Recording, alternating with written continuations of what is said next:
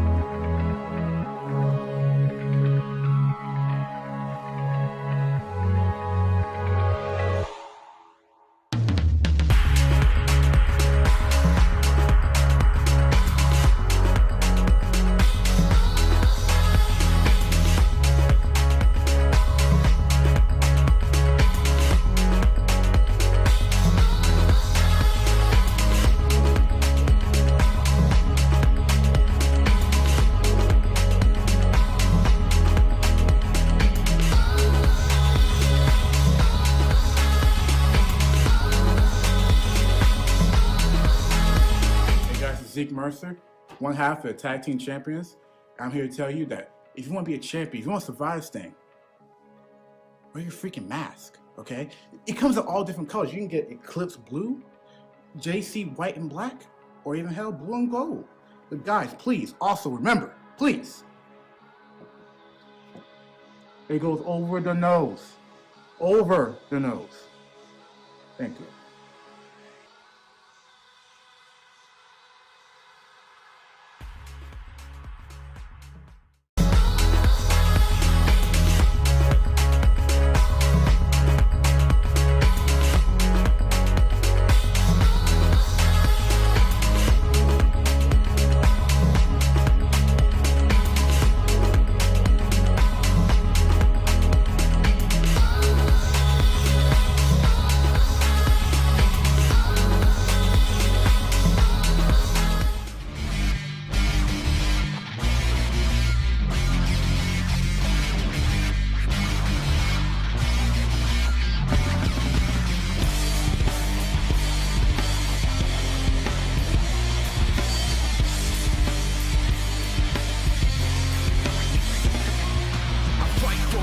for a foot or an inch, yeah, I fight for you all. Is the truth and I'm in, yeah, I fight for referee breath.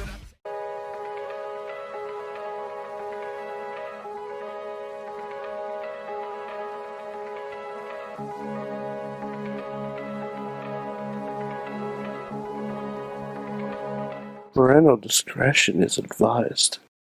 This show is brought to you by IndieWrestling.us and IndieWrestling.network for your independent wrestling entertainment.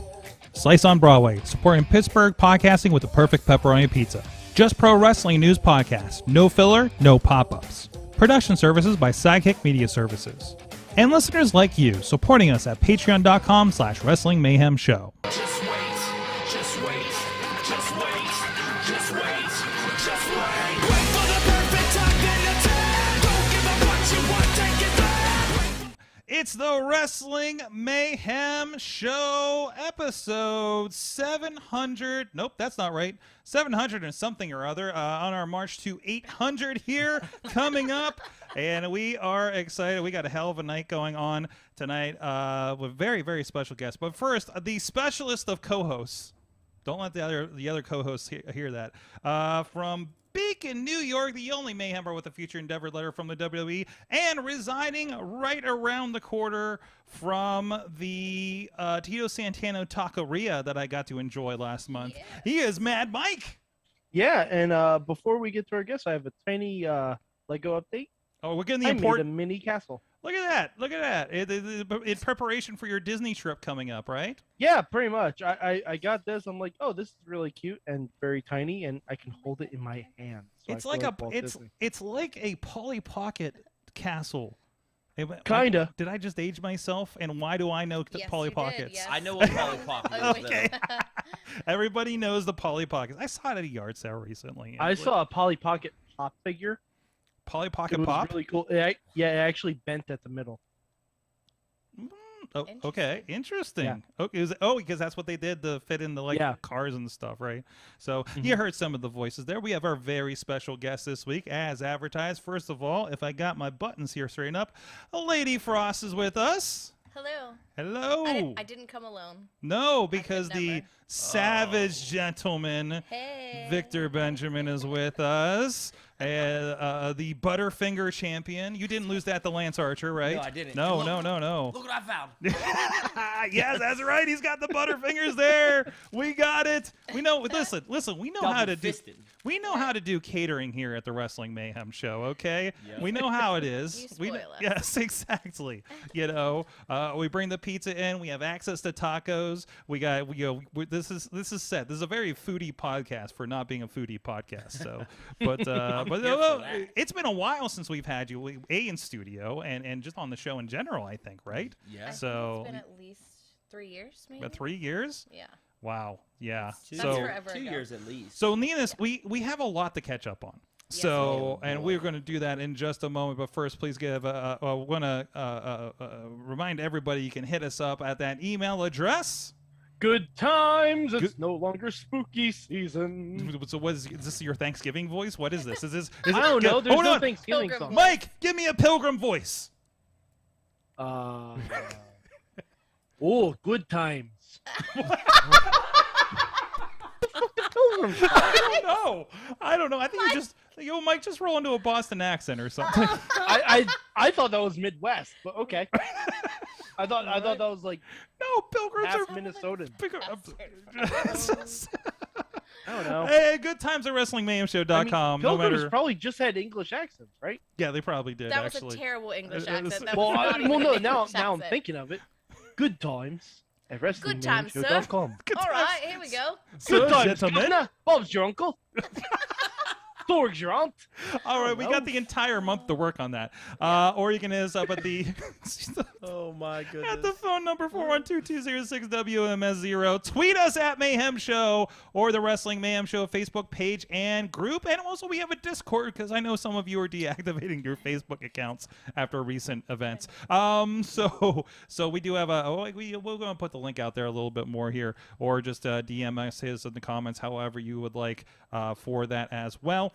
We are also here live every Tuesday at 9 p.m. Eastern Time. We're on the Wrestling Mayhem Show Facebook page, YouTube page, the Sorgatron Media Twitch page, and the IndieWrestling.us Twitch and YouTube page. However you want to digest the Mayhem. Also, we're on Twitter at Mayhem Show, so if you want to respond over there. But we do have chat rooms up, so we can keep an eye out to your comments out there. And so Garza from WrestlingRevolution.com can't hide from us during the show either over there on YouTube. So so however you want to consume the show, and you can check it out on all those platforms afterwards. And you can subscribe to the show on your favorite podcast app as well. And I hope everybody voted today. I just remember my stickers over here, so make sure, democracy and stuff. So I hope you got that in. And need my notes again. We got some movement. Also, thank you to our Patreon supporters supporting the show at patreon.com/Wrestling Mayhem Show, including our friends at the fan of the show level, Bo Diggity! Woo! As well as Ed Burke and Team Hammerfist at the Pop Club level, our friends Dave Podner and Bobby F. J-Town, and OccupyProWrestling.com. I hear Butterfinger openings happening over there. Oh, I'm busted. Busted! I didn't even take a bite yet. Finger on it. Butterfinger busted.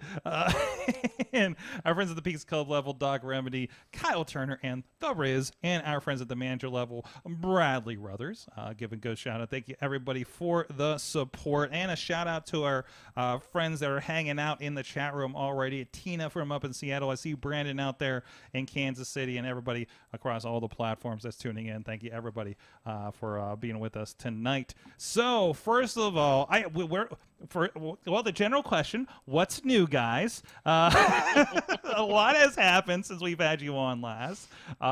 So it just seems like you're on every wrestling show that I watch.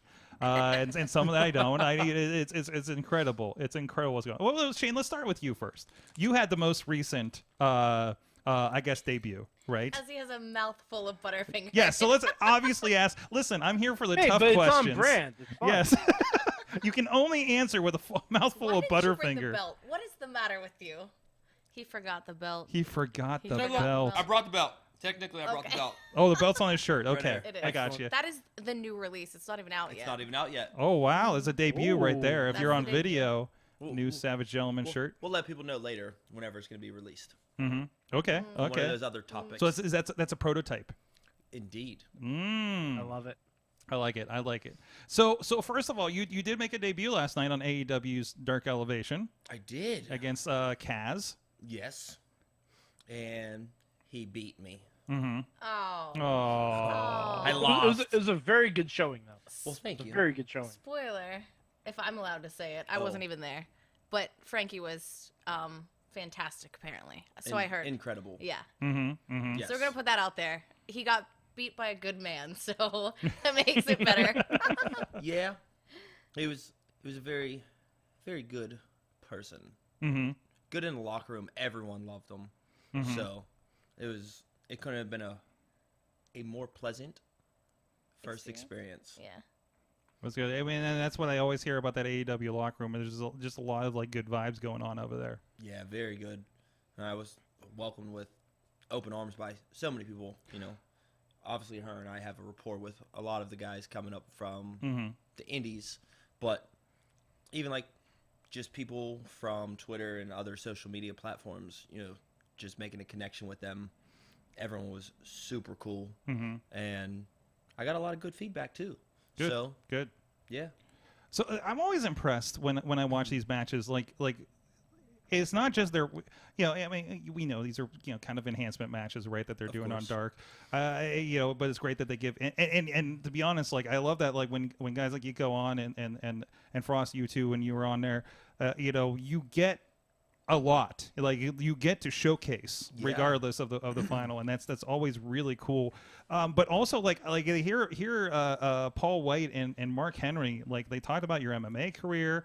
They talked My about beard. They talked about your beard. Yes, He has a yes, good you got a lot of barber. beard props there. By the way, we got actually we should mention we did provide Butterfingers. I did get some some beard. What we call Oil? this? Beard oil. Mythical beards. Yeah. What is this? Mythical beards. Mythical beers. I got the Rumpelstiltskin and the Pecos Bill. So yeah. I know we're diverting from the wrestling.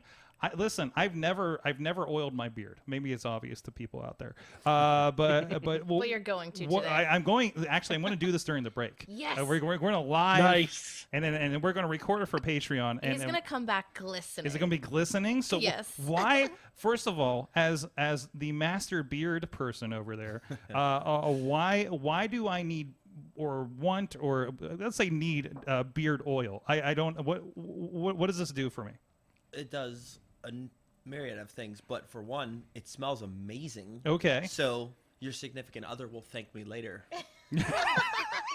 There you go. That and Okay. you know, sometimes you get itchy under there. You know, it gets I scratchy, do. it gets a little It gets dry. Dry? right, Exactly. and that's Oh. exactly what it does. So it takes care of the skin while providing a nice sheen. Okay. You do have a great It has- shininess going on. Right. Emo oils infused. Lady Frost has her own scent, actually. She I do does. not have a beard. Really? Yes. The bearded lady. You're a jerk. Savage Jet has his own scent. It's peanut butter, of course. Of course. And then my scent is like a fresh. Freshly fallen snow. Yeah, fresh. Ooh. Yeah, if like you a could- fresh frost. Yes, it's like a lavender of sorts. But Lavender it's and just citrus. a French, yeah, clean scent. But we both have our own scents at Mythical Beards, so Oh, that's fantastic. Yeah. No, I'm worried the peanut butter is going to attract some like flies or something though with a sweet smell or something. It'll attract bears. Bears.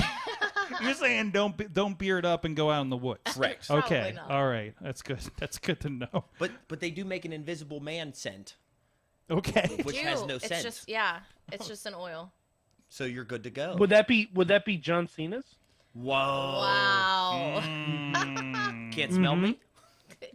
Can't smell me. Oh jeez. But you only did the beard. Yeah. It's a low one, right? So, oh jeez. Yes. We are way off topic already. No, this is perfect for this show. This is exactly what we To do. be on this fair, show. Great. being off topic for this show is Is being on brand. topic. Yeah, that's on brand. Yeah, that's the brand. Good. That's the Great. brand. But I actually did have a couple AEW questions from our buddy Chachi. Oh. I put it out in the Discord. He asked a couple of questions, so I'm going to pass these along. We'll bring them on. All right. So he did say, you already talked about Kaz and how great he was. Yes. So he says who was the best backstage? I don't know. To you in general, great to meet. You know, however you want to interpret that. Probably Matt Seidel. Okay. Yeah. We've only met a very few handful of times, but never really had conversation, and we really got to talk and break bread with one another.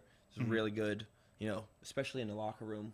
So that was probably the best guy down there. Okay. I mean, there's so many though, Mm-hmm. Yeah. but guys that I didn't really know prior or have like friendships with, all those guys were great, of course, but Matt Seidel was awesome. And his other question is, how many vlogs were concurrently being filmed while you were there? and also, which ones are you probably popping up in the next week? I think I may have walked through 3 simultaneously, through the corridor. It was the vlog nexus or something, right? Right. So, like there may be more hours of blog content being shot every week than even what AEW is televising in YouTube. Absolutely. Between all of the different people doing it all at the same time. I don't know if I made it in Fuegos and Allen Angels, but I know I heard them talking about it, so I don't know if I'm in It's it or possible. It's I very could be possible. there. It is incredible. Like it feels like I always marvel like WWE. It feels like they do hey, they go do a Raw somewhere. They're filming for spots and commercials and documentaries and who knows what in the back. It feels like that same thing happens at AEW, but it's all the roster. Yeah. And it's all going to YouTube. Yeah. So You got to do something with the content. absolutely. So since we've had you now, Lee Frost, we've since we've had you on, you've been, I think, at every damn company. Let's be frank about this. So I've had to purchase a few pay-per-views because I realized you were going to be on them at this point on Fite. But let's talk about that a little bit. You've had a hell of a year coming out of COVID, haven't you? Whew. Humbly, yes. Yes, I have.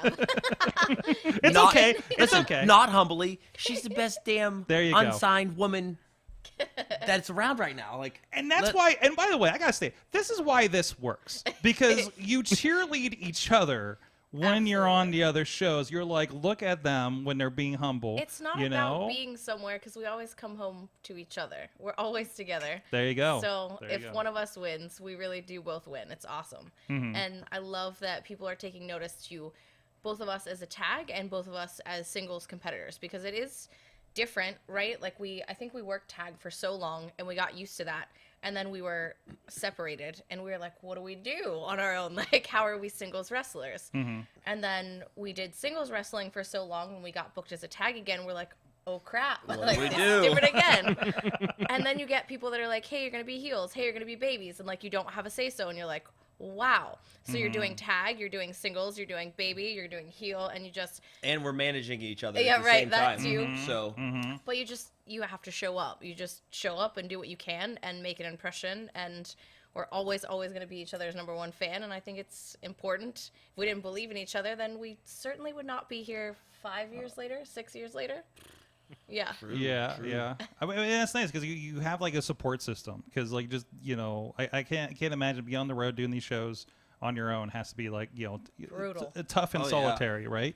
Yeah. So And a lot of wrestlers have a significant other that comes along or something, but that's not every time, and that's and they're not in it, Yeah. So that's kind of nice. I don't envy them in the least because if you have a non-wrestling partner, and you're able to make it work, yeah, right. Congratulations. Yeah, congratulations. It's hard enough when you're both in it. I think I just put out some sort of tweet that was like, we've been in a relationship with each other and wrestling for almost 6 years. Like, it's almost like, what is it called, a throuple? Is that a thing? That's a throuple? Yes. I'm pretty sure we're in a throuple with wrestling. It's not our mistress. Yeah, right. Like, it's a full-blown throuple. It's a full-blown... Yep.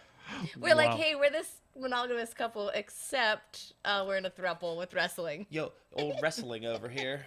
Yes. Except for when you're rolling around with other people in their skivvies. Right. Spandex. Yes. A different version of putting a ring on it. Yeah, right. Put it in. Okay. Nope. I'm gonna stop with that. Hey, we got some commentary for Victor here from over on Twitch from Gallon Frey. He says he's convinced that your life savings have all been spent on Butterfingers. Actually, I think that's a joke because I think you're getting them. Like, I think you got the hookup, right? Yes. I mean, they gave you the belt. That's legit. Yes, with a dozen Butterfingers inside.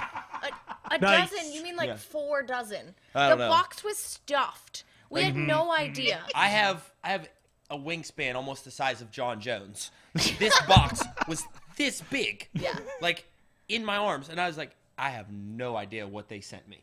So it happened. They were like, what do you go by? Is it Victor, Mr. They Benjamin? were in the DMs. And this is in the DMs. This is on Twitter. Slid in the DMs on Twitter. Because this started because you started, like, there was like a Simpsonized thing and you were on that, right? It actually started last Halloween. Because happy anniversary. Yes. Thank you. Happy fingerversary. Oh. I put a random picture out. You get all those misnomered, like, photos, and it's just like, oh, what do I do with this? So I was in the corner. I had like one eye open. My tongue was like, I didn't know what to do. So I was like, thinking about that 50% off Halloween candy. Tagged Butterfinger with a few others, and they were the ones that responded and followed me on Twitter. Jumped into DMs. Hey, we would love to send you something, and I said, okay, sure. I would love to have something sent to me. And I think it was maybe the 4th package they sent. We were in Tampa for WrestleMania weekend. And wait, before that? Oh, before that. I got a Valentine's Day package. She did. What? It was a heart-shaped box. With a poem in it. It was so romantic. From the other mistress. Yeah, right. They picked up the slack So, for me. so at you're least. in a quad pull with wrestling and Butterfinger. And Yeah, Butterfinger. right. Wow. Yes, yes. It's getting crazy. But it We was can't keep up. I know. It was a heart-shaped box with a bunch of Butterfingers and a poem. And they asked me if I would be their Valentine. And then a month later, I'll let him pick this story up. They were messaging me, and it's really weird and really random. I was like, what do you go by professionally? Are you Mr. Savage Gentleman? And I was like, what? So I told him, the Savage Gentleman is fine, I guess, professionally. And 2 months later, I heard nothing back from them and received a message as we were on our way home, actually, from Tampa. WrestleMania weekend. Yeah. Yeah. And your crispity, crunchity surprise has arrived, was what the DM said. I was like, oh my, I don't know what this means. I thought it was going to be a freaking Nerf gun. Because they were That's what doing he a was thing with hoping Halo for. at this time. Yeah, he just wanted a Nerf gun. I wanted He's this a big, big giant child. Nerf because I was going to shoot her ass.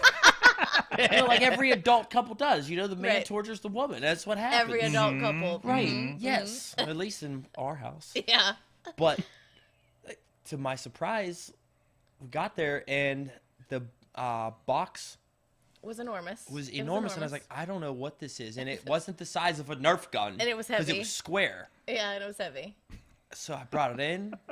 And we documented this. We Oh, yeah. filmed it. It's we live. actually did.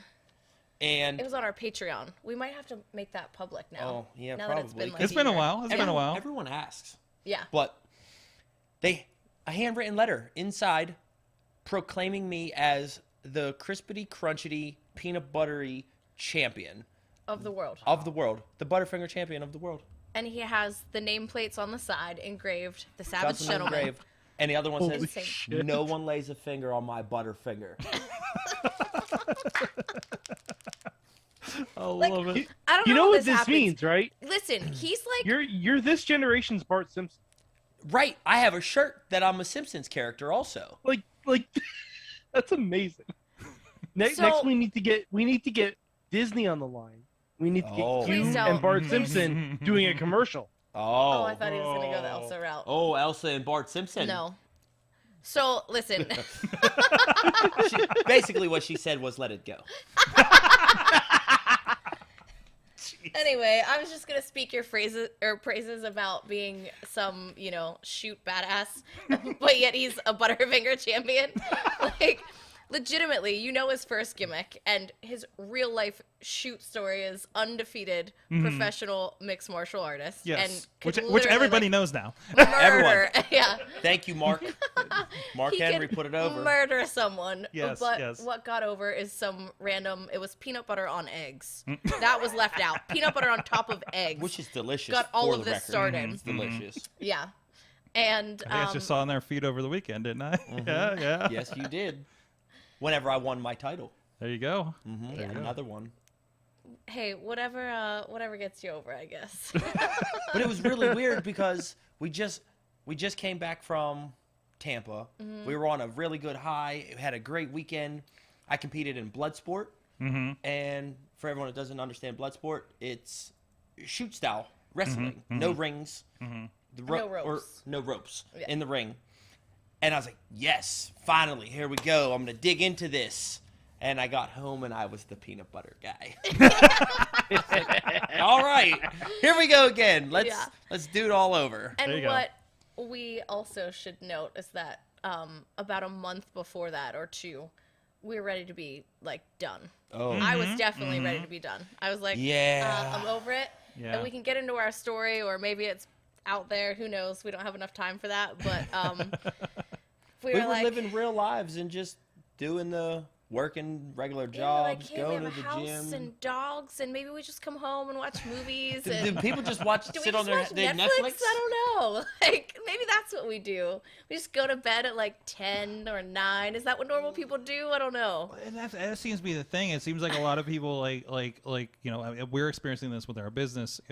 Again, excuse the mess, but it just seemed like so many people in the wrestling world, in a lot of like production and stuff, just came out of the gate swinging when things opened up earlier this year, you know, and you guys amongst them, right? Like, it's just you were ready to just like the.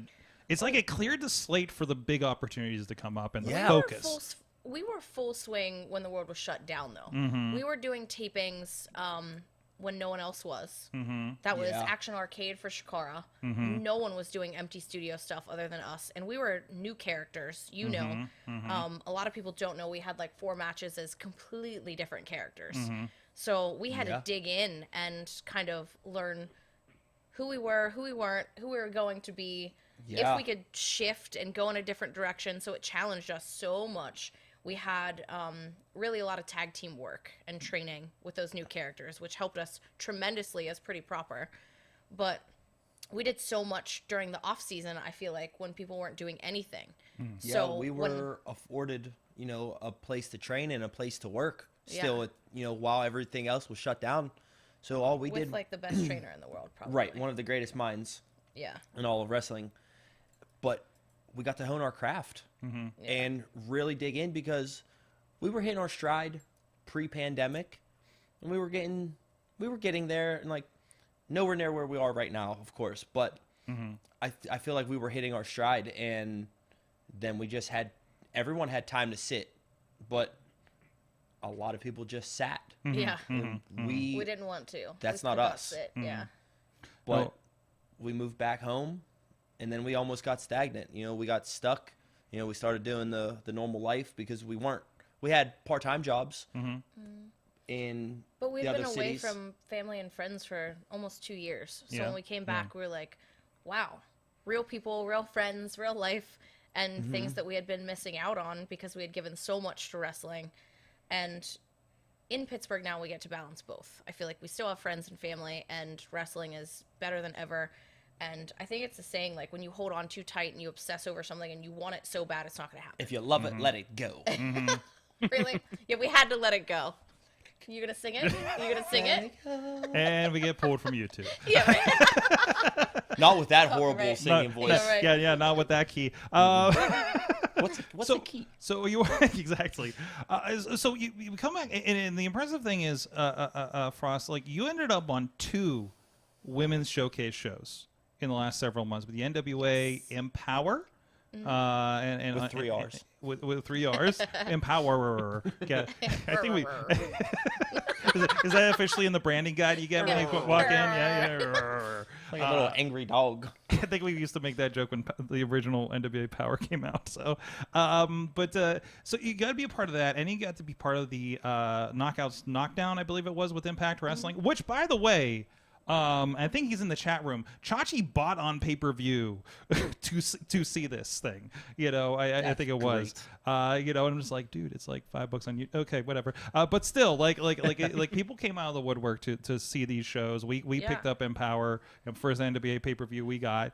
You know, and so it really kind of brought a lot of focus on both the promotions. I think they normally don't get it.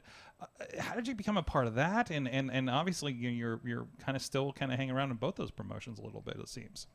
I am. I'm very much a part of both NWA and Impact. I will say NWA started it. Billy Corgan took a shot on me, and Mickey James came in, and they were building their roster, and I think I was already kind of right there in the eye shot at NWA, and she had a big part in my role. So I was injured when I went in there. I couldn't do too much. Maybe I'm giving so much away, but I knew I could hit that Sky Twister press. Yes. So, you showed me your hand after a match shortly after that, after another match. Yeah, my hand was shattered. My ankle was sprained.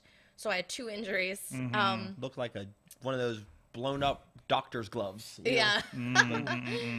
But if you want it enough, you know, I knew I had to make an impression, and I worked with what I had, and that's character, that's emotion, that's just storytelling. Yeah, storytelling. And when you have a match like that, and there's so many talented women involved, it's like, how do you stand out? What do you do? And that was it was a gauntlet kind of Royal Rumble-ish kind of thing that was the main event of the show, actually. Right. And it was so good. And all of those women were so incredible.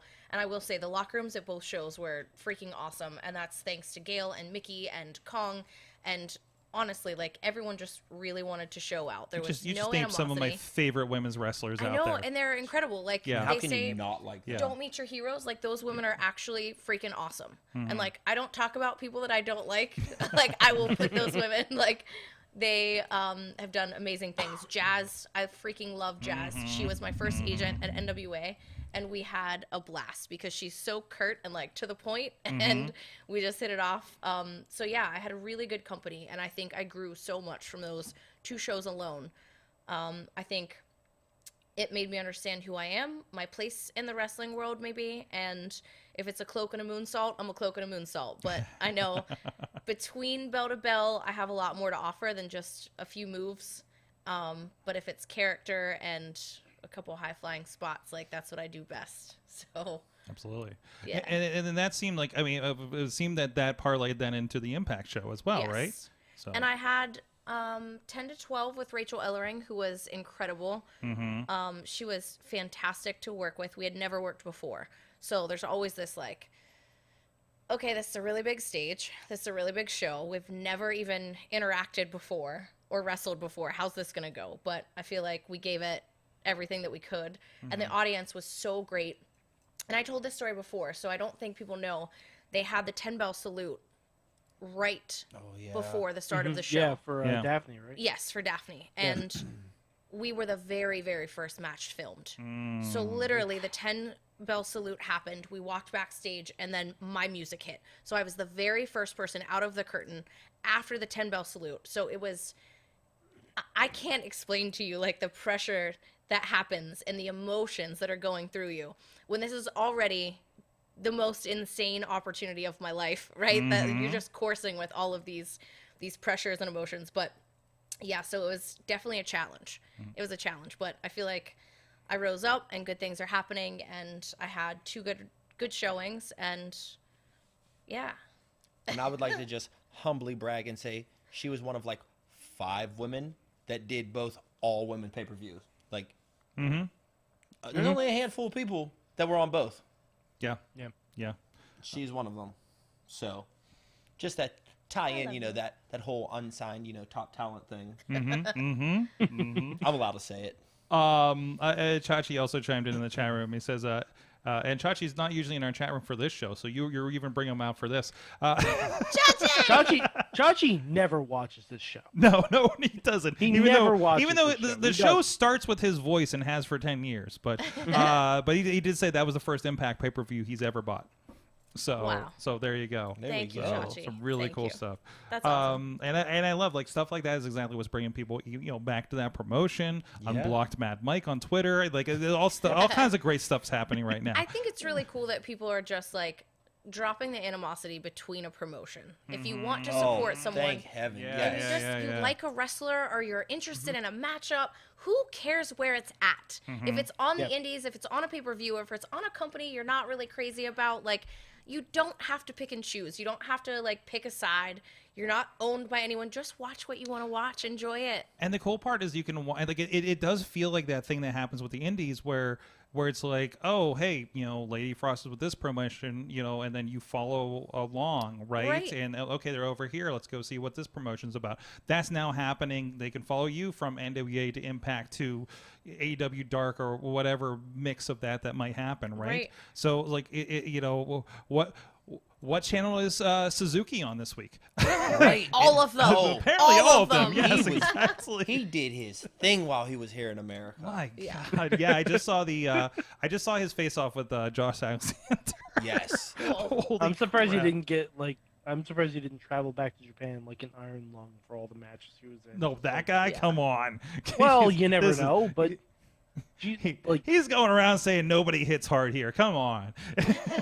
yeah, but then you have everyone trying. Yes, really, exactly. really hard. Exactly. There's a lot of bruised chests from chops left in his wake probably. So, geez.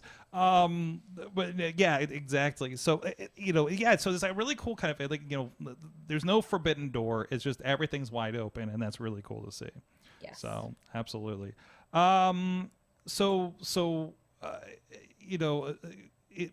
I don't even know where you're already a bunch of different places, and actually you do have one big venture that's coming up here that we're going to talk about in just a moment.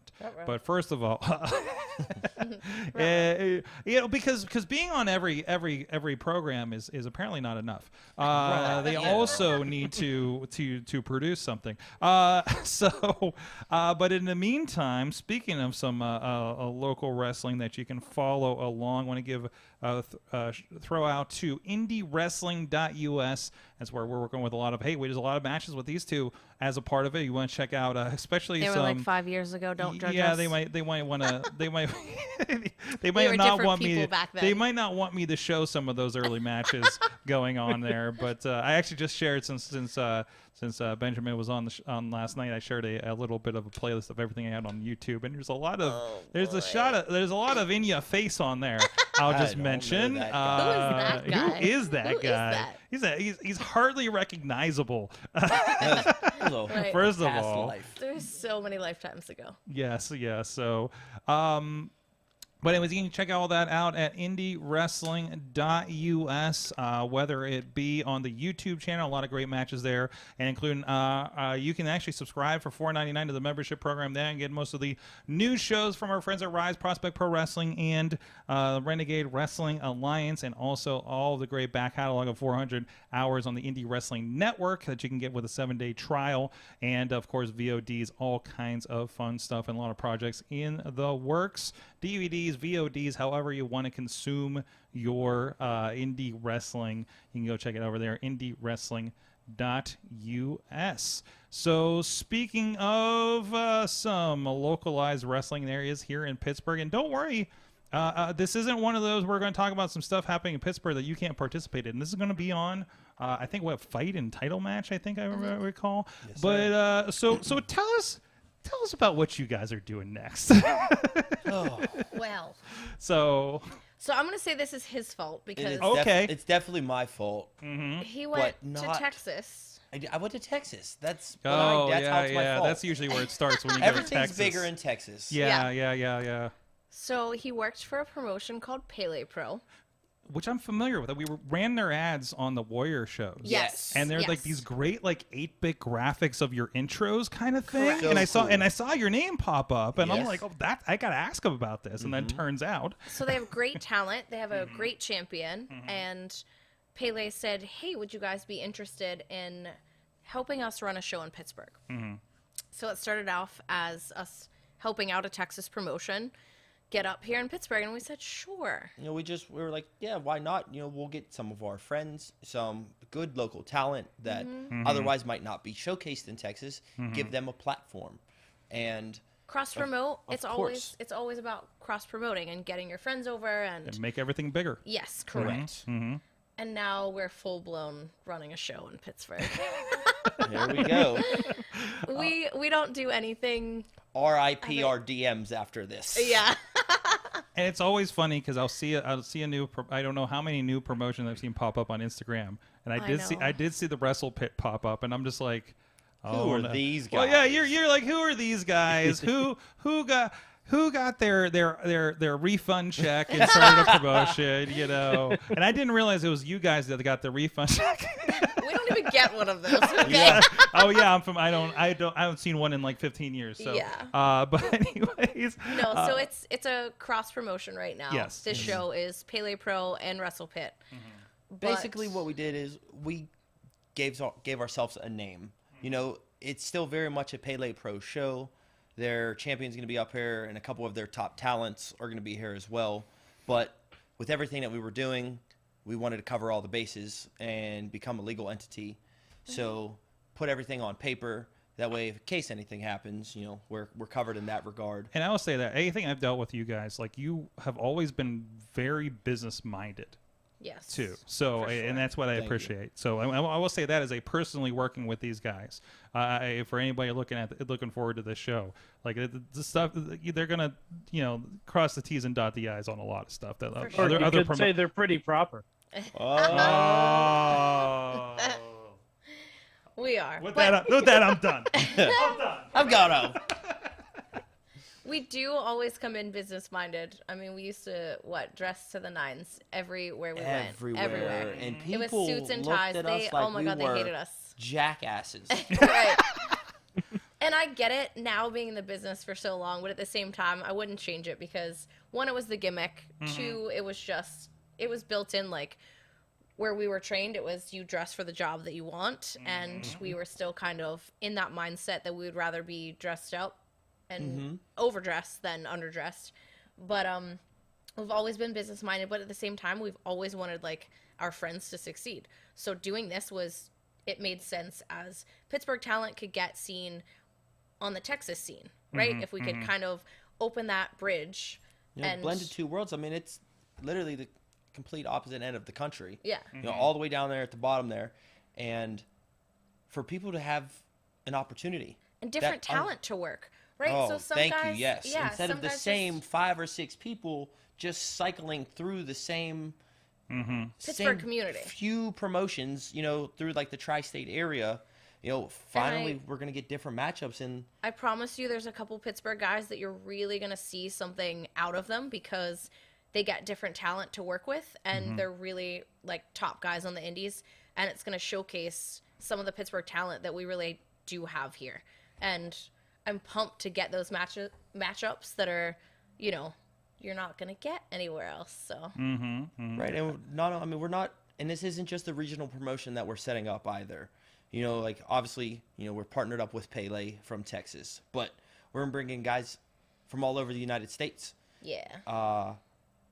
If we end up doing, more shows in the future or however this shakes out, it's going to be the same way. Like we're going to bring guys in from Canada, bring guys in from California, from Florida. We don't want it to be just Pittsburgh, a small-minded audience. Yeah. We want more. We have some good guys, and I think, for us, it's just important for people to be seen in a different light, to showcase their talents that they might not get to do here in Pittsburgh alone. And opponents that they might not have had an opportunity to ever work. Networking is so important. Like, you have to leave Pittsburgh. And, sorry, I know we, ruffled a lot of feathers when we left Pittsburgh initially, but you have to get out of your town. You have to. Absolutely. And it's fine Pop to the come bubble. back. It's fine to come back. We love Pittsburgh. We love our trainers, our people, everything, but you have to expand. And we want to help people do that. That's important. And You want to help open the door a little bit. Oh, yeah, absolutely. There's enough room for everyone. We all can eat. There's enough food. There's enough money. Oh, my, yes, I know. please. It's not a competition. There's so much good talent here that needs to be seen. That's it. It's not a battle for, And you start seeing that. I mean, the Pittsburgh is such... a hotbed of talent. I know we've kind of said that for a while, but I said this somewhere on Twitter or something the last couple of days. Like when I travel, I go to wrestling shows. Yes. In whatever town I'm in. I've been in the Nashville area, Florida, California, everywhere in between, Detroit, and nobody has the amount of talent and good wrestling shows as the Pittsburgh area. I think I said something, it was response to Norm Connors, I remember now. And it was there are at least 5 viable companies here. And you guys coming in doesn't hurt anything, because I'll watch 2 companies run the same night and both run, 3, 4, whatever their regular amount of people is. It's just everybody's, it's just like what's happening on TV right now. Different markets. Absolutely. And it's okay to cater to different people, right? As long as you have an audience that wants to pay to come see what you have to offer, then there's money to be had, and there's talent that needs to be seen. Yeah, and I don't think any other show in the area looks like what we're seeing here. I threw some of the graphics up while you were talking about it for everybody on video, but some of the names coming up, just right here on the front of the poster, you got Shane Taylor Promotions, the six-man tag champions at Ring of Honor. Danhausen, I know Danhausen recently had an injury, so I'm hoping there's some good news coming on that. I mean, this is a good very evil, few weeks very away. Injured. Already a T-shirt for it, Buy of his course, T-shirt. Yeah, of it's course. So good. And Beastman, Chandler Hopkins. I've been seeing great stuff with him up He's in so good. Warrior. So very good. impressive. Yeah. Raylan, of course, and then like I said, what was And Cam Cool. He's the Pele champ. Yeah. Okay. Very talented. We definitely have other announcements. I know you showed Casey Navarro. He also signed with Yes, MLW. He's on the show. And we have a few extra announcements coming out Mm-hmm. that aren't on the poster. I'm just going to say with the Ring of Honor thing, going down the hill, we've been in talks Oh, with boy. people. We Oh, sure boy. have. Oh, so maybe We're a little bit of capitalizing. a pit of honor of sorts. Ooh, I like that. We just hand Honor out free pit? I like that. honor pit. Yeah. Yes, yeah. Honor There you pit? go. There Honor you go. So. We're planning on maybe. I mean, we're so back and forth, but January, February, I think we're going to try to plan a second date. Round 2. Yeah, round 2. Part That's 2. good. That's good to know. Yeah. Chachi. Of course, Chachi is actually Chachi's going to be the director. I'm busy this night, unfortunately.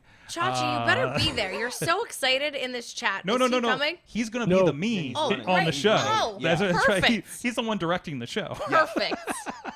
I can't So, wait. but he's been doing a great job with Rise Wrestling and everything. Yes. So you're in good hands there as far as that goes.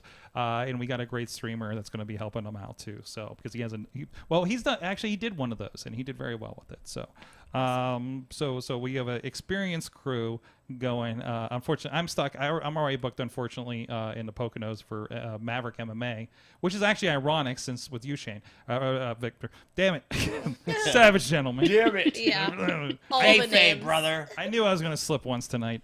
That's the old gimmick. but- It's all right.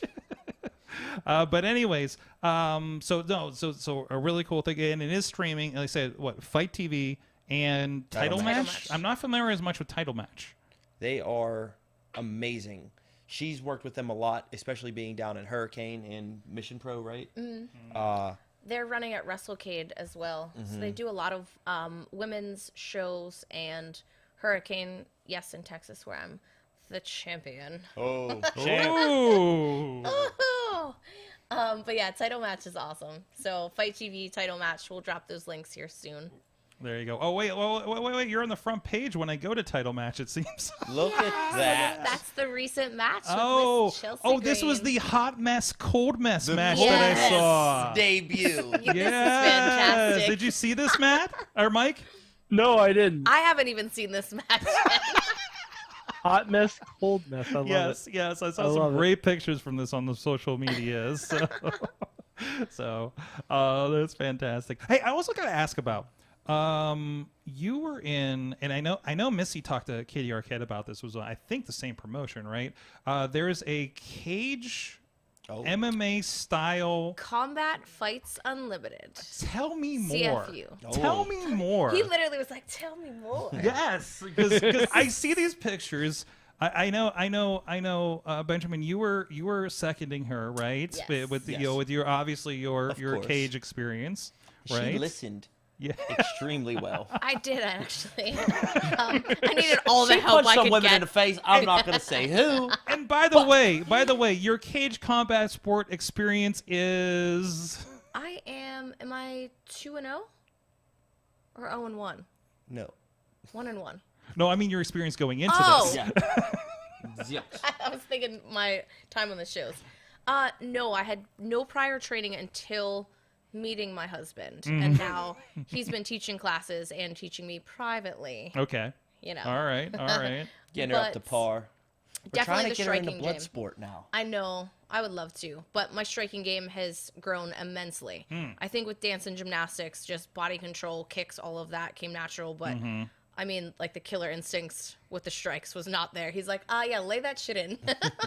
Turn your hips. So I did train a little bit, but so these shows are a worked shoot, but they're still very shoot, to be honest. Like you can't call things when you're fighting, right? What you're like not going to see is choreographed moments. It's You know, not a like- fight scene, like a choreographed movie fight scene, because that would be really cool, but that's not what this And is. there's no top rope anything. There's no ropes, Yeah. no back and forth, no called spots. You get time, the cage door closes, and my first time in there, I was like, oh, shit, like I'm in a cage. Like I'm locked in a cage. And I was like, whew, we are throwing hands. Like we are actually throwing hands. So, Nothing There's- like being locked in a cage with another human to really Right. let you know yeah.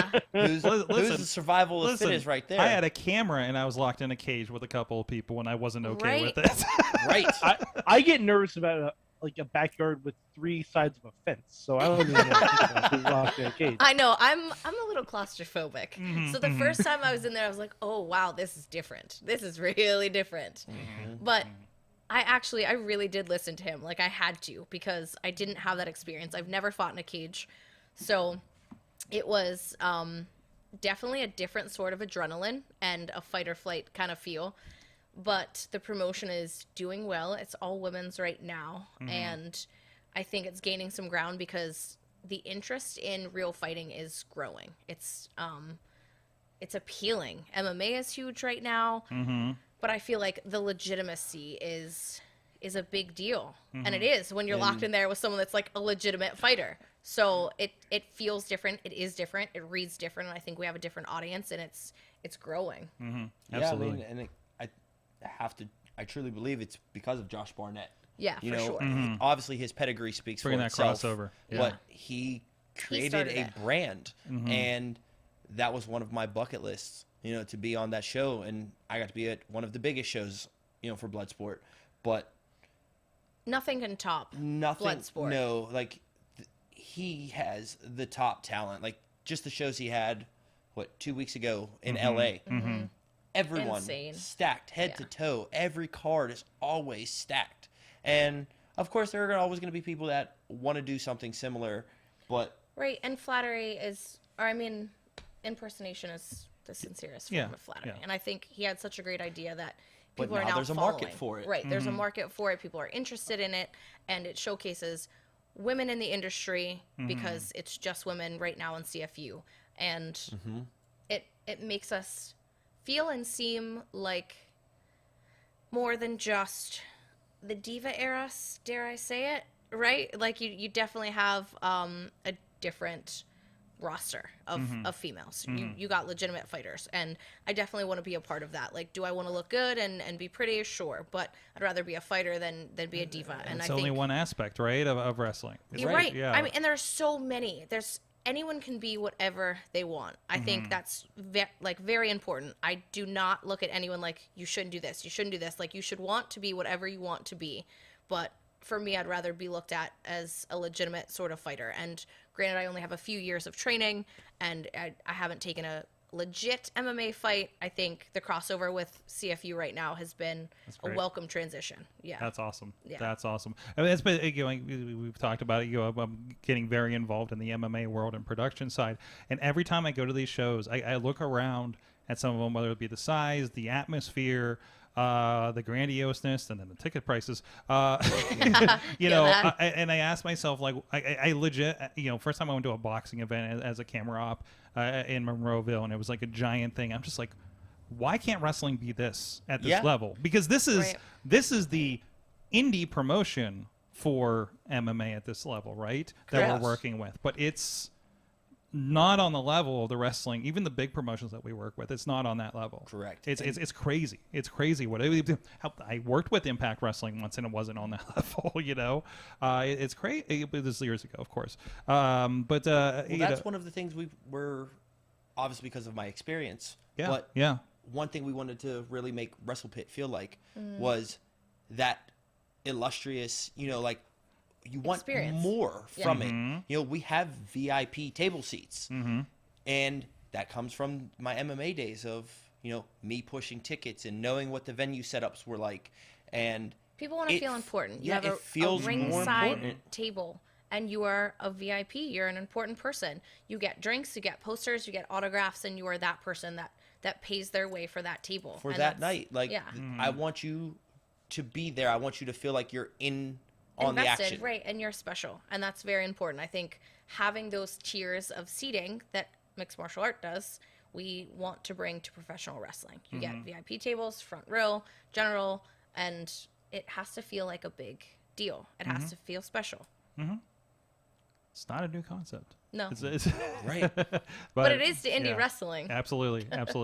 No, I see it. No, really looking forward to this. Again, where can people check out WrestlePit and information on the show right now?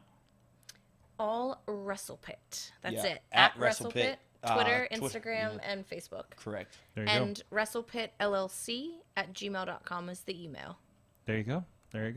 hit him up with business inquiries. And if you want a shirt, you better be there because That's where they're dropping. We're dropping it. We tied that all back in. We got there. So if you're going to come November 20th to WrestlePit, you can get one of these new fancy the new shirt Savage with the Butterfinger Championship.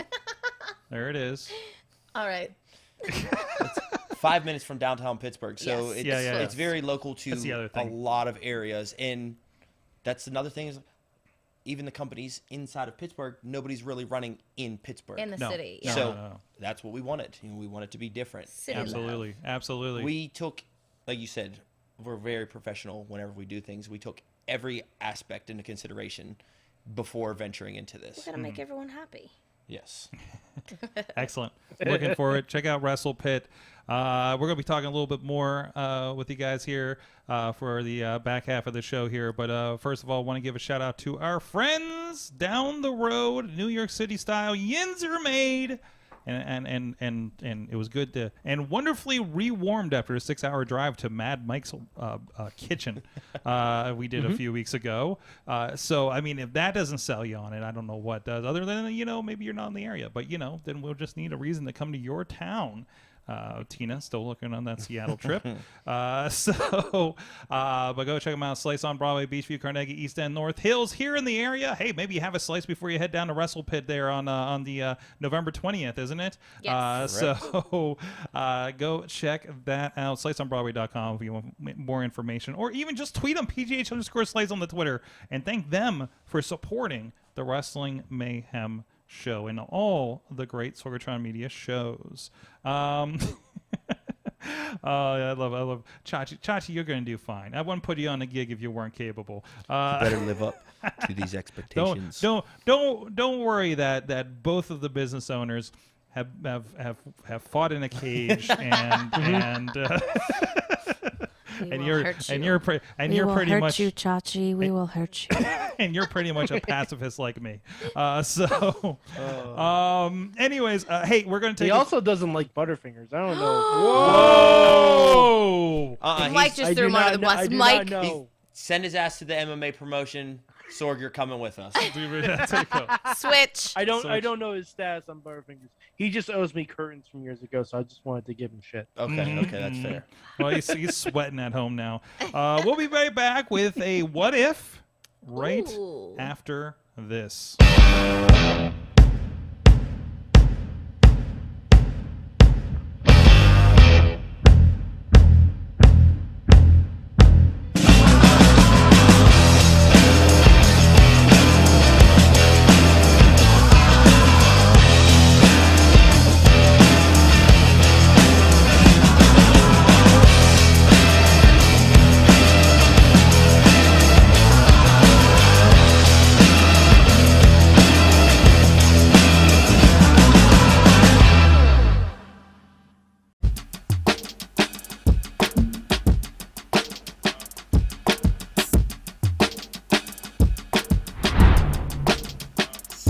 Legendary podcast. Watch out on the TV network on Roku. Grind City. And you know this, man.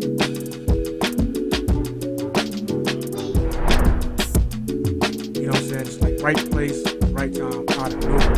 So what you saying?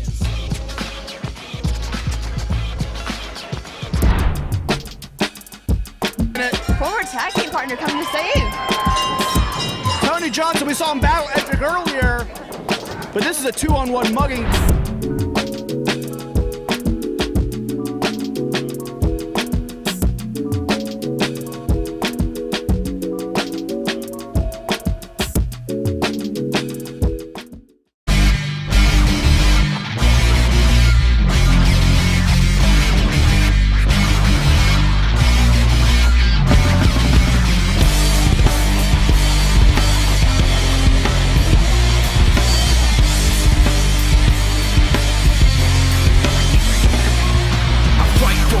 For a foot or an inch, yeah, I fight for you all. Is the truth and I'm in, yeah, I fight for referee. The world of pro wrestling, it's bigger than ever. So how can you possibly keep up with everything that's happening? Just pro wrestling news. Don't fear falling behind. Give us just 5 minutes every morning, and we'll catch you up on the biggest news in the world of pro wrestling. No filler, no rumors, no spoilers, no pop-ups. Just pro wrestling news. Subscribe on your favorite podcast app or tell your smart speaker to play the Just Pro Wrestling News podcast. Find out more. Go to justprowrestlingnews.com.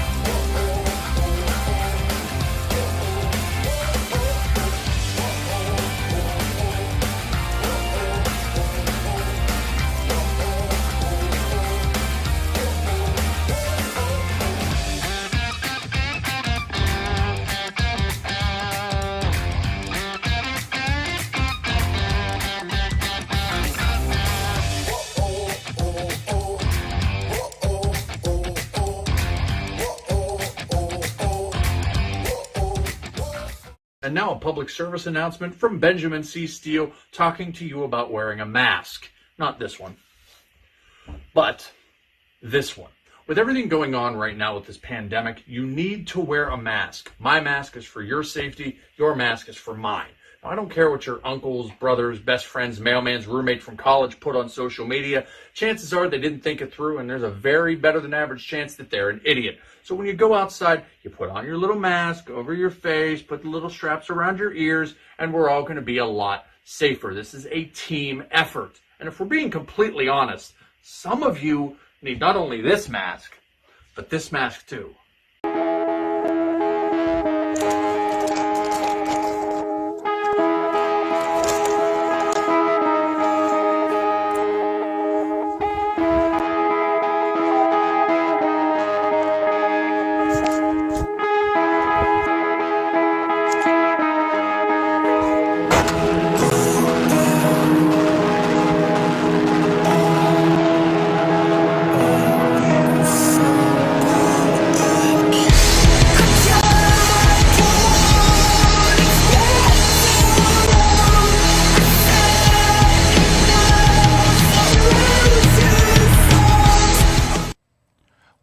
Back. It is the Wrestling Mayhem Show. We are still rolling. Mad Mike is hanging out there in Mike. Lady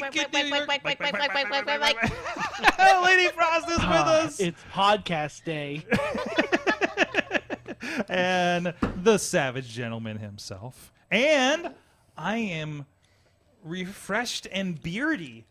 I'm sure you can tell through the podcast video. He's glistening. I smell great.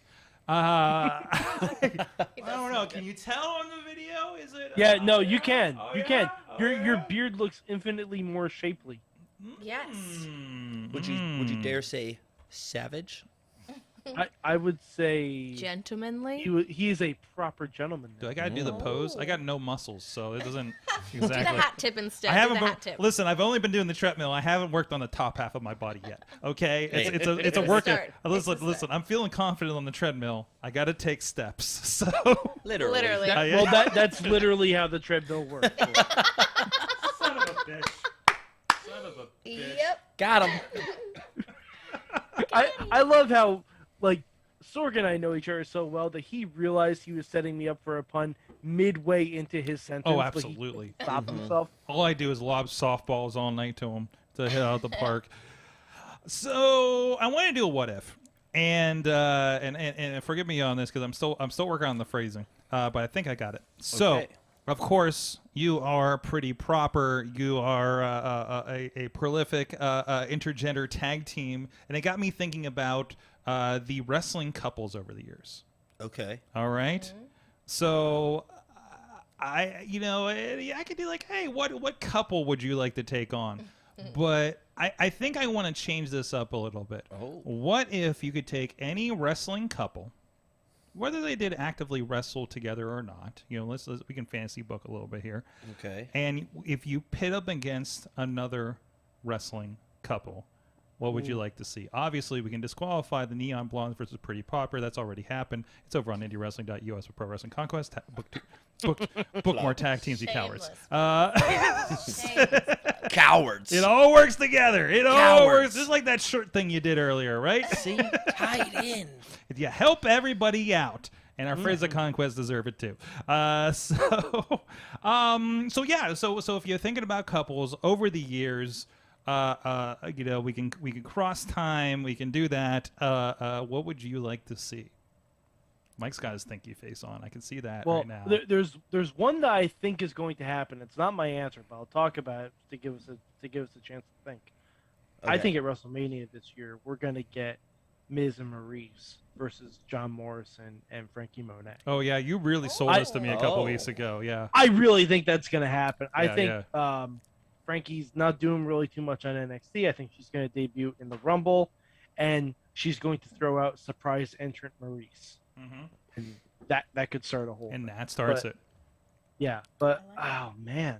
Yeah, that was a good one. We actually were setting up a feud with those two, Frankie and John, when we were moonlighting in Blackcraft. Oh, that's right. Oh man, we were setting it. Never came to fruition, but that would have been a good one. I feel like we're getting those comparisons more and more, especially with me making appearances in Impact, and I get a little bit of the Taya vibes from fans. I think it just might be the entrance gear, and I didn't know she did the whole like winter Canada gear at some point.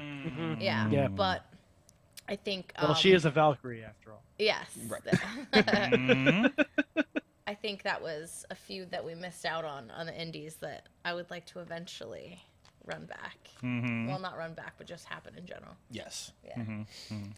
I would, if I was fantasy booking per se, and this is a nice spin, twist, but I would have to say Hurricane and Molly Holly. Oh. That was like a that would be a very fun lived, superheroes versus us evil proper villains. Most times. It screams comic book. Yeah. I like it. That's a good one. I like it. Can I piggyback off of that? I don't have my own. I don't know why. I don't know if this would work, but it would be fun. I like fun. I'd love to see Triple H and Stephanie against Eddie and Vicky. Oh. Like it wouldn't be a 5-star classic. I realize. No. But the promo battles. I was gonna say the would character be phenomenal. I think so. There's so many untold stories that can be told with characters and wrestlers that you never know you want until the stories actually get told. Because if you just look at wrestlers and you're like, hey, I want these two people, and then they get in the ring and you're like, I mean, I really thought I wanted that, but it's like the unsuspecting matchups, and it's the story that you get to tell building up to that you're like, wow, I didn't think I wanted that, but that's really great. Listen, Sapphire wasn't the greatest wrestler, but the story with Dusty and everybody, leading the WrestleMania made it a great WrestleMania moment. So, you okay over there? That just really brought another one to my head. Oh no. Okay. Okay. Here we go. We got another one. Do you need a minute? Because I got one that I want to get out. All right. Go for it. Yeah, Sora's going first. All right. Go for it, Sora. So I want to take it back, and this is why this popped in my head, because it's the same era. Because I watched the Luna Dark Side, and it talked about how she didn't get a chance to wrestle, and neither did Sherry, really. So damn it, you're going to am I? I think so. Are you going with HBK? I'm going with the Macho King Randy Savage and Sherry, Queen Sherry, excuse me, against Michaels and Luna. You said, wow, I didn't even think of that. I forgot Luna was with Shawn at one point. Oh no, how could you forget that? Well, because I was thinking either Goldust and Luna or Bam Bam and Luna. For some reason, like Luna and Shawn Michaels, like that era is like, because that was the era I was introduced to Luna, and that just been sticking in my head ever since that special, right? So WrestleMania 9, baby. That was literally, I was gonna say Michaels and Luna for us also, because like obviously Michaels was one of my favorites growing up, and just the story, the character behind Luna, and the different dynamic that she brought from the typical Playboy bunnies that Michaels always brought to the ring. It was a wild fantastic. dynamic. Yeah. And I think that was like, it wasn't quite, Mr. WrestleMania Michaels, but that was when he was at his best, I think. Like, he was really coming into his own, like the whole singles thing, like it was just, like, that was prime time for me. It was kind of, for me, it was peak WWF. Yes. Right? Yes. Because you're probably they had the Vulture, Undertaker, like who Giant Gonzalez. Yeah, Like, the possibility until the Hulk Hogan kind of takeover thing with the Brett, but it was like, if you grew up like I think we were of the same era where you had the Hogan area into the Macho, into the Ultimate Warrior, into this new breed of Brett and Shawn. Yeah. Like that WrestleMania 9-10 was just absolute peak.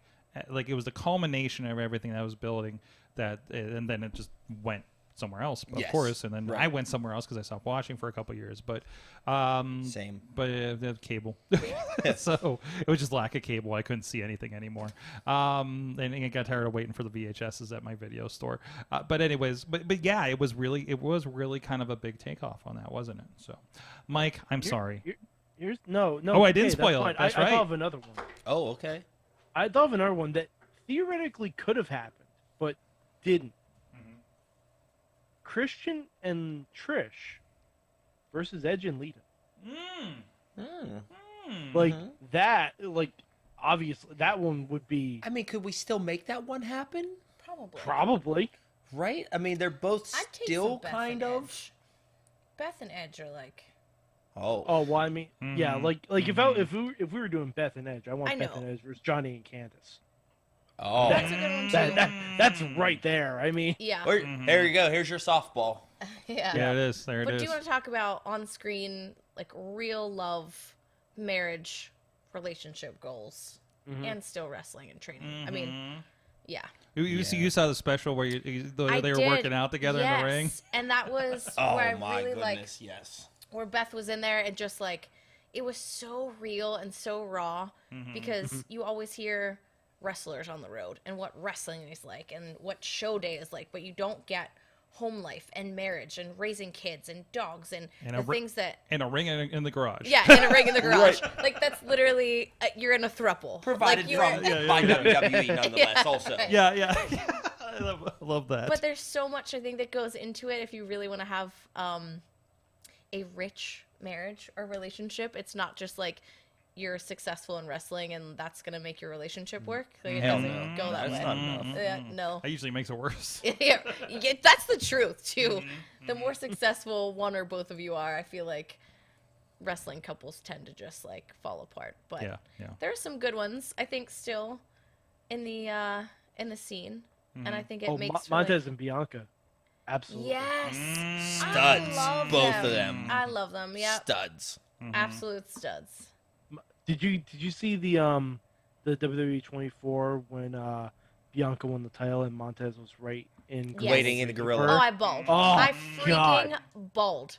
I think because it was so real. It was so real, right? Yeah. Like the first person I want to see is my husband for sure. Like it doesn't matter what happens. Like that first thing, yeah, I bawled my eyes out.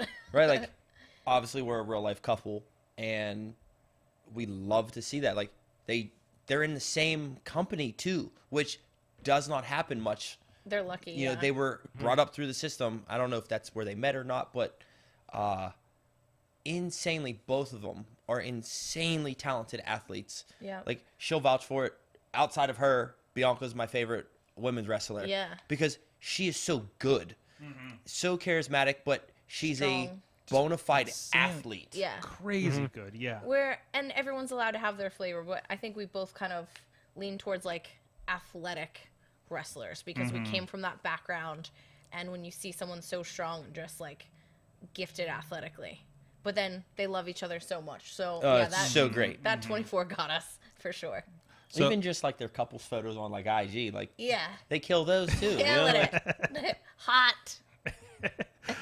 We have a few submissions from the chat room, several of the chat rooms actually. First, I'm going to go over to YouTube on the Wrestling Mayhem Show account over there. So we have Shadowed Ambition hanging out there.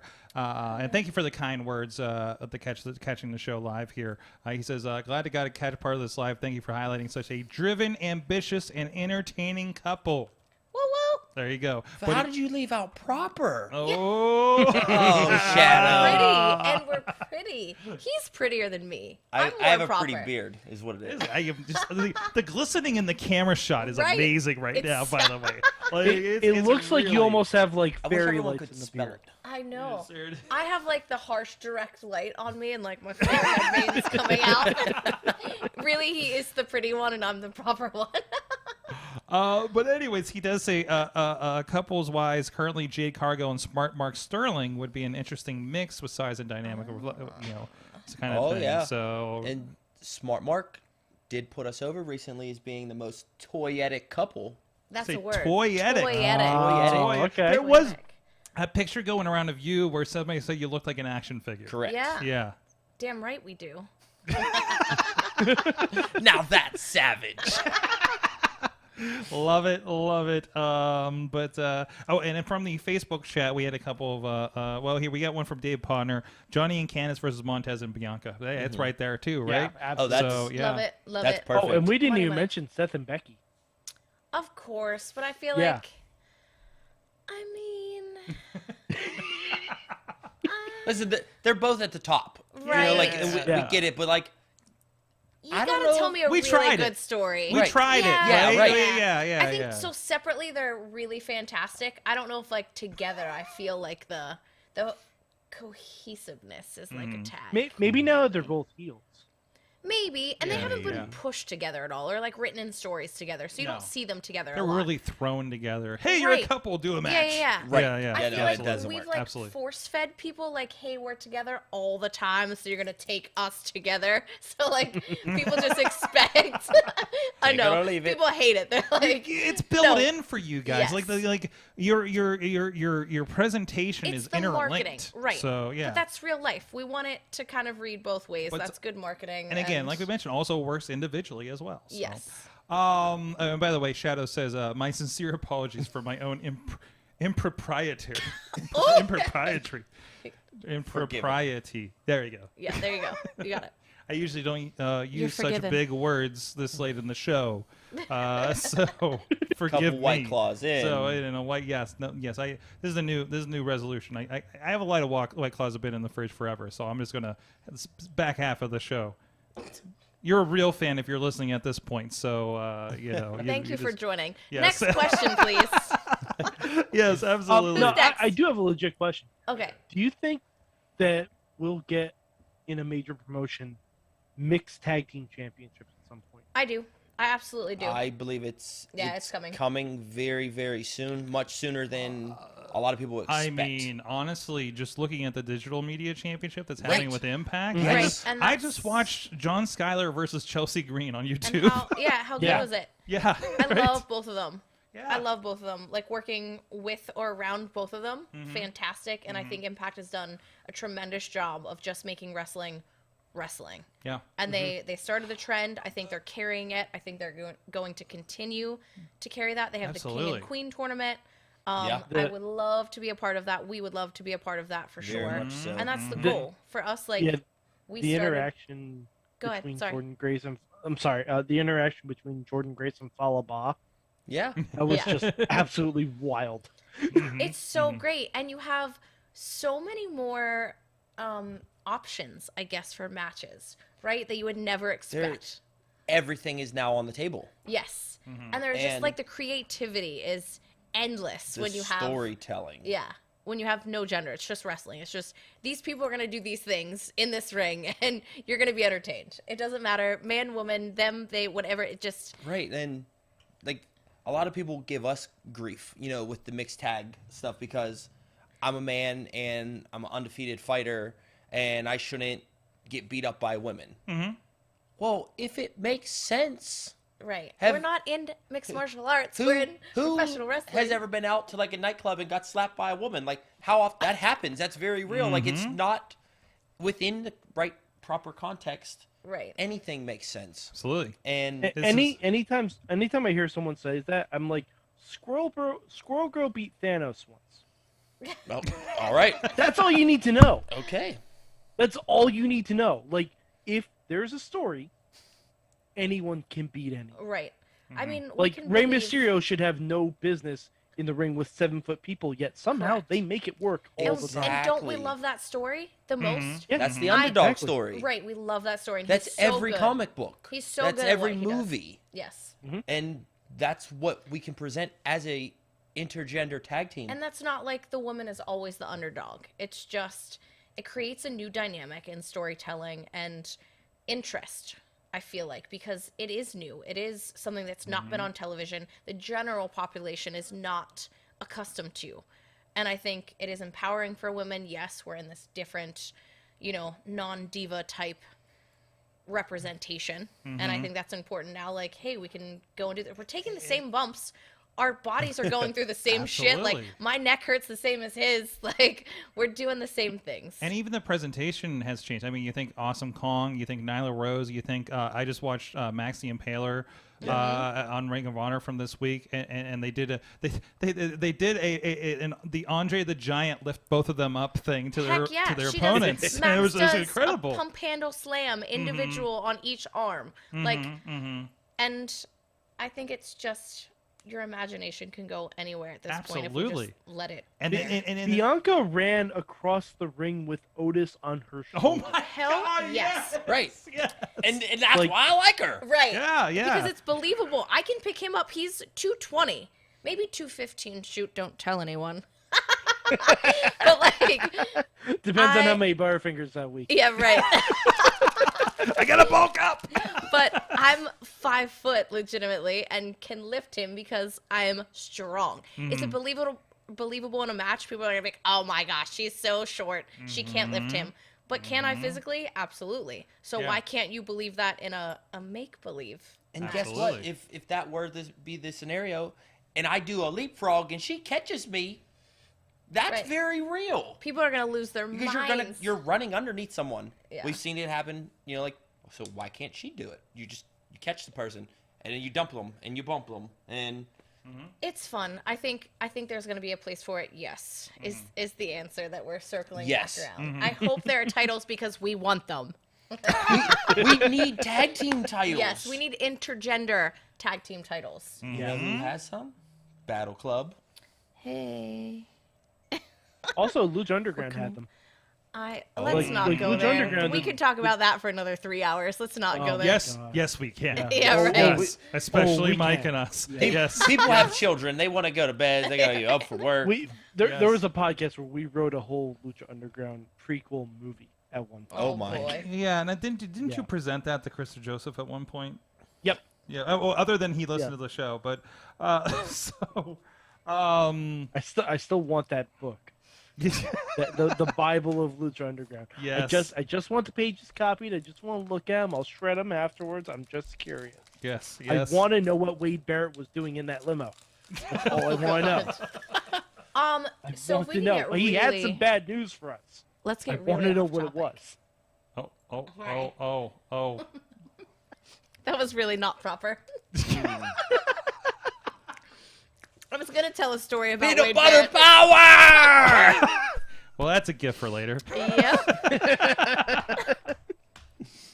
So 5 years ago... Now that you got food in your mouth. 5 years ago, we met Wade Barrett. Okay. At a fashion show. Such a great human being. Yeah. And he looked at Shane, Victor, whatever his name is or was, and he said, oh, you're a wrestler? Shane at the time. Yeah. He said, you're a heel. And he was a babyface at the time. I was a babyface. He looked at me, he's like, yep, no, you're a heel. He's like, change your gimmick. You'll be great. And then he said, Here's John Cohn's information for WWE Extra Work, and that's how all of this. That's started. how Lady Frost started. That's how Jamie Frost got her first appearance on Raw. I keep forgetting your name was Jamie. Thank you, Wade Barrett. Thank you. Stu. Yeah, Stu. But yeah, he looked at us and he was straight up like, "Yep, nope, you're bad guys." It was the beard, probably. It was within about 5 seconds of meeting him. Yeah. He was like, "You're really nice, but you're not a baby face." And I mean, he was a master on the microphone. Obviously, he got a commentary job now. But so who am I to argue with that? Like, he knows how to tell stories. Yeah. Like, absolutely. Yo, it doesn't matter if you're mid-car or what. If you're in WWE, you're in WWE. You Right. know what works to get to WWE. The man got a gavel and an elevator, a scissor lift over. Right. Yes! I got a bit of bad news. Yes. I still think that the most missed opportunity with him ever was when Raw was running in Chicago.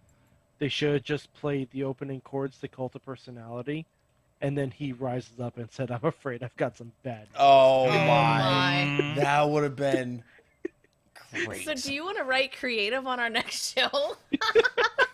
There you go. I'm got a full of job for you, $1,000 Mike. ideas. I keep telling them to put, slip some of these ideas under somebody's door out there, but Right. but Hey. yeah. So, but hey, if All you right, guys do we have need any help- more questions in the chat? Oh, yeah, who's in the chat? Let's not forget about these people staying up late for We us. did have so Potter asked, said also there's more non-gendered and trans wrestlers. See Max, Dark Sheik, Ida Surreal again, all doing Yes. great jobs. Yes, yeah. Ida's just had a great match with Ziggy. Lady I Frost has enjoy. worked all of them, so. Yes. So Was there a question, or we just no, putting that them was just over? another comment Just on put that. them Great, we're putting them over. They're just putting them over. I love to see it. All right, let's wrap this guy up here. So we usually end the show with a big question for everybody. What did you learn from wrestling this week or recently, since you're not on every week, obviously? But whoever wants to. And please, chat room, no matter what platform you're on, please go and submit what you've learned from wrestling this week. Who wants to go first? This feels like a pop quiz that I wasn't prepared for. Personally, I learned that I look phenomenal on TV. I mean, I'm throwing that out there. What a savage! That was the first time so on humble. TV, right? It was. Like, Yes. generally. Yes, I mean, And how much did outside he of deserve the it? security spot for Batista. Well, yeah. yeah. Oh, you were one of the Guardians the of the- the Guardians of He the was Indie the events. main man. Yeah. Yes, but He looks so good on TV. He does. no, the main thing I learned was like it was so great to be there. Like, we've done extra loops for WWE, but it was entirely different. Same vibe, same production, same everything, but the atmosphere was entirely different. I don't want to say it was relaxed, but you were able to be at ease and not feel like you were walking on eggshells or you shouldn't be there or you didn't belong. Like, so that's what I learned this week. It was AEW is amazing. I think I learned, really, you're going to have to... What did you learn? You planted this. Let it go.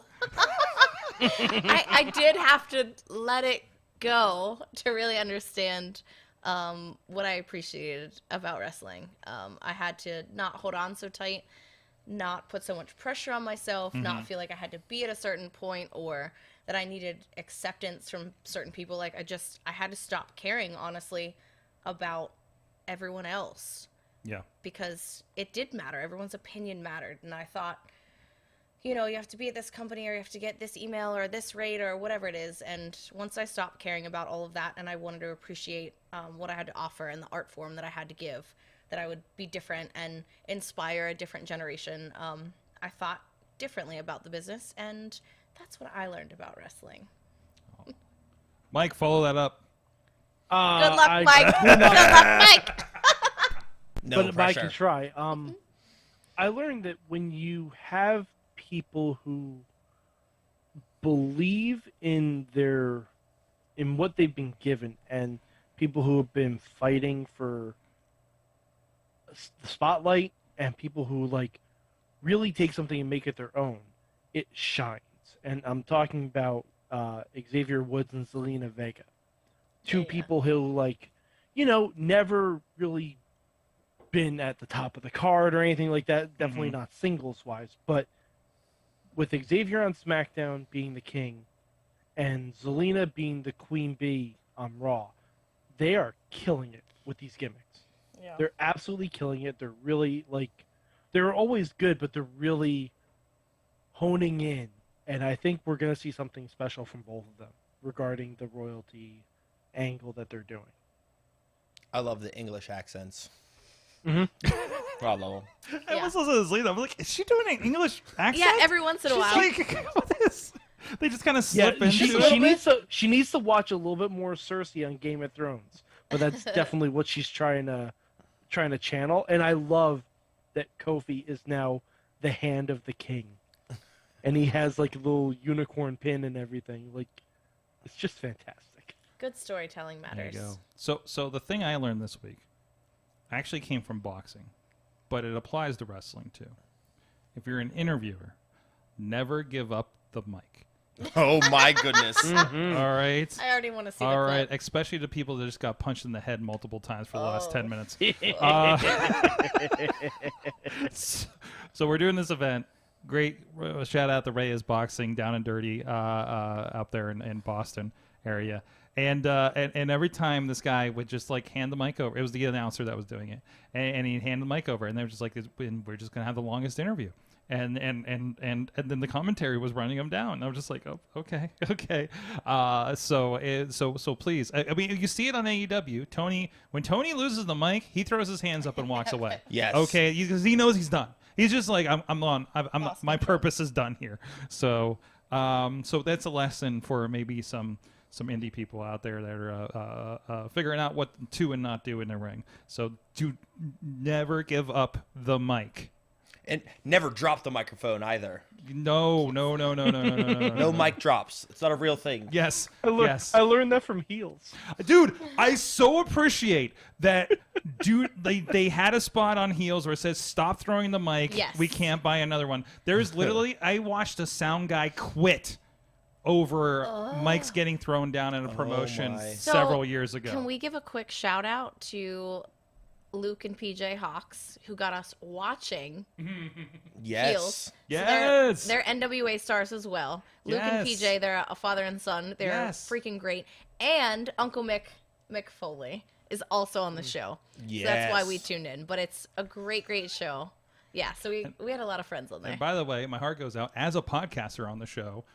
Spoiler alert. Oh. So I know. I've seen the show. I was like, oh no. Okay. Actually, I've been wanting. I'm sorry, I'm tacking this on the end here, but real quick, I've wanted to talk to wrestlers about the show Heels. Mike's watched the whole thing. I've watched the whole thing.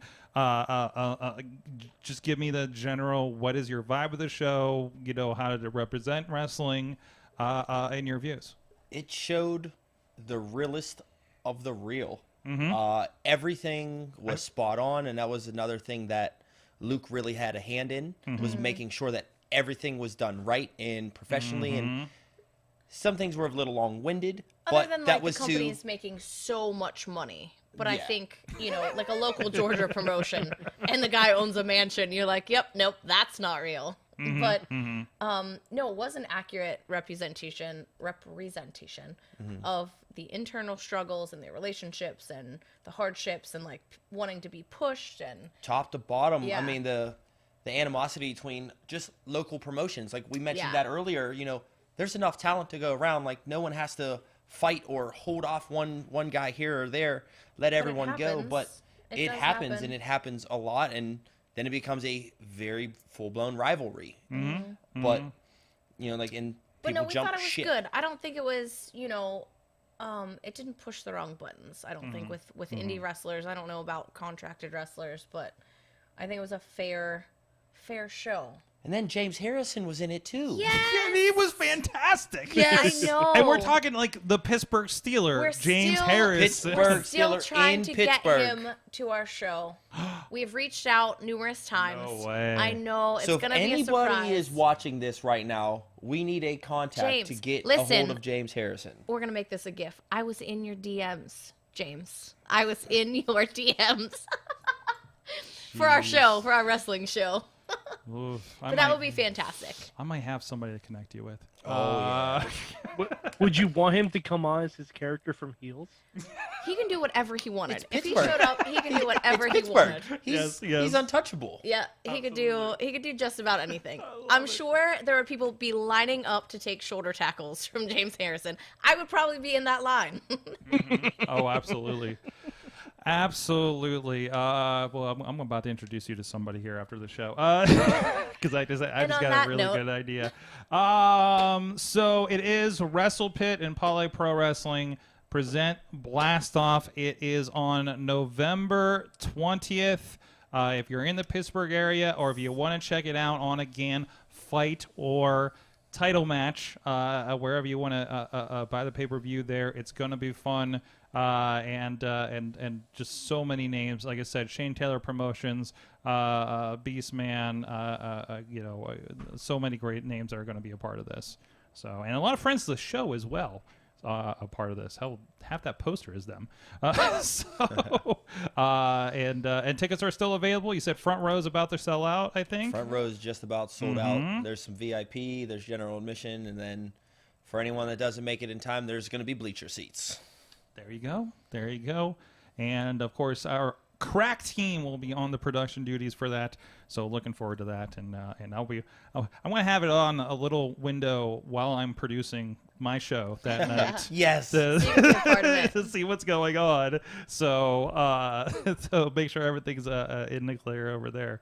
So Make sure Chachi's doing a good job. Make sure Chachi's doing a good job, and Miles is make sure the stream's up, and I forget who signed on for the. I think everybody wanted to sign on to the show, so you might just have like a team of people with cameras at this point. The more the merrier. Absolutely. So go check it out again, Lady Frost. Victor Savage Benjamin, Gentleman. the Savage Gentleman, pretty proper. Thank you so much for coming back on the show. Thank you for having us. Welcome we back. Missed you. Yes. I know, you're so far away. You're like, you don't know how often I drive by your house.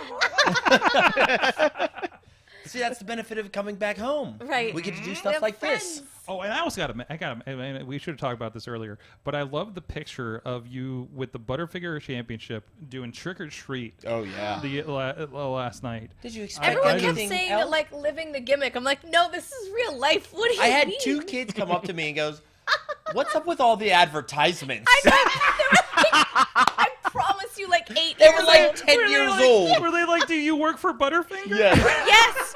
They're like, That's amazing. What's with all the advertisements? I was like, here, have a Butterfinger eyeball. I love it. I was wondering, like, are the kids are just like, who's the weird guy with the Butterfinger Championship, or did like anybody know what was going on? No, I can't imagine any of the kids no, knew. A few neighbors did. They were like, "That's the wrestler," and the kid was like, "Okay, cool, mom." Really? Cool, Yeah, they didn't thanks. care. Yeah, they didn't care at all. But the Yeah. parent was like, "Oh yeah, that's the wrestler guy." I'm not over amongst like the Toon Squad and the Power Rangers. You're not over in the hood, I guess.